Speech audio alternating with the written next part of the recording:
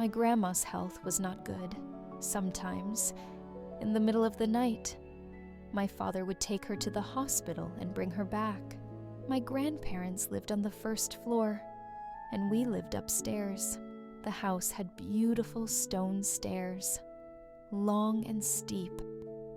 In my childhood world, when I was only 4 years old, I began to notice that my mother had become a little strange. She no longer climbed the stairs quickly, going up and down. Some time passed, and I realized that a little baby was going to enter our lives.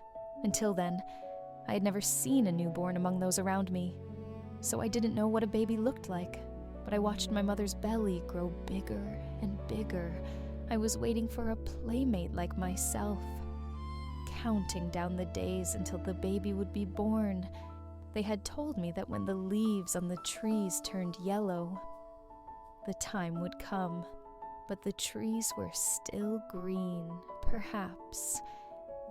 It was the first time in my life that I realized these green trees would one day wear yellow. Autumn had arrived, and the green leaves had turned yellow and fallen to the ground. I was more anxious than ever. It was evening when I noticed my mother and father hurrying to pack their things. They left me with my grandparents and went away. My grandma, with her usual kindness, looked at me with weary but joyful eyes and said, "The time has come. Your mother is going to the hospital and will return with a beautiful sister for you." That was the best news of my life in those days. That night, I couldn't sleep from excitement, but somehow morning came. I woke up, and my grandma told me the baby had been born, safe and sound. But this news wasn't enough for me. I asked why they weren't coming home yet. My grandma said they would come around 4 p.m.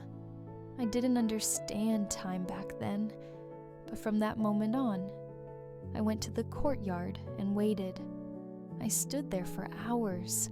I was so excited I couldn't go back inside. Finally, in the evening, my mom's father's blue car arrived.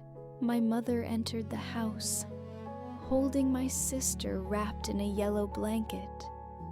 She placed the tiny newborn in my arms, and there, I became a big sister